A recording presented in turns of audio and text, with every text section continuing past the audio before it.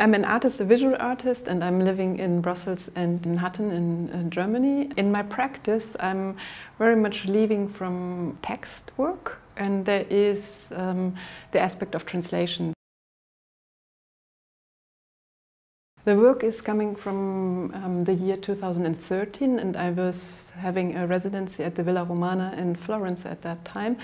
It is, to one end, a response to the situation in the city itself. I think I had felt like it as a difficulty to make myself acquaint with the place, that I had a feeling of the architecture as a body, so that I was almost like one day making a walk through the city and felt like I would walk through myself, like an abstract body that has the different organs or the different senses represented, and has a big fabric that is white, and in this fabric is like a recording field. I'm leaving always from a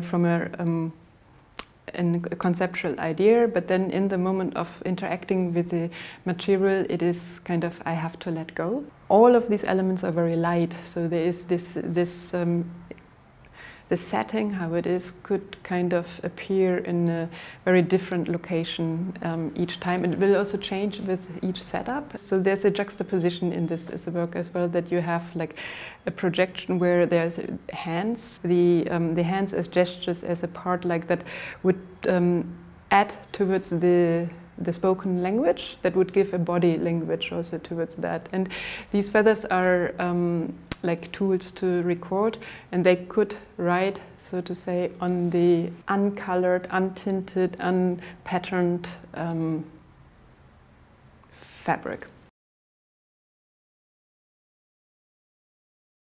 So in the boxes there are these different materials. So we have the pencil from the drawing. Then there's the feathers. There's the cotton fabric that is the open field, and within the boxes there you find eyes out of leather. The leather is, so to say, the skin, and an eye that would view could not be closed. It's almost like as if the eyelid would be closed. And there are two ears, left and right, connected with this. They're made out of paper mache, so also something where normally a print is on it, but through the making a paper mache out of it, it is this kind of information is gone, and it is transformed into the ear as where the hearing is, so to say, present. Then there are towers, and there are 5 of them, and they are connecting to the 5 fingers of the hand. And then there is also a small group of feathers that's almost like a wing. So the motion of a bird's flight is, so to say, there. The cardboard boxes are, of course, also trading objects, so they would also have a history of another travel in themselves.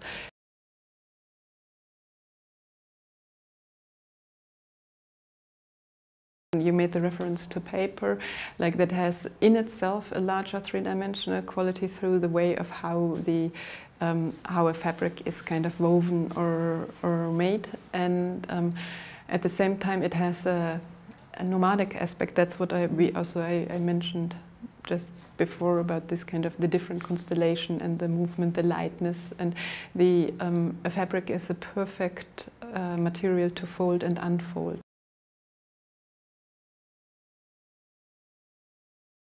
You can create architectures which have like a temporary quality, like in history you could refer to the tent that can then stand and disappear also again.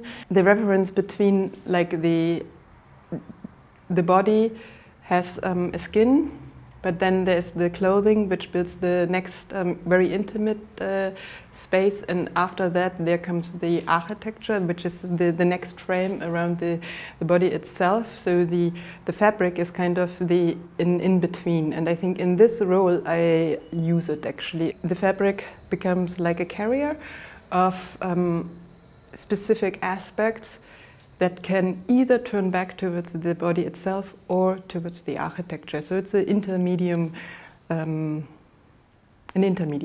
These works, Semibody and the connected works, are translations from the text work into the materiality and the third dimension. So for a long time now I have been working on a translation.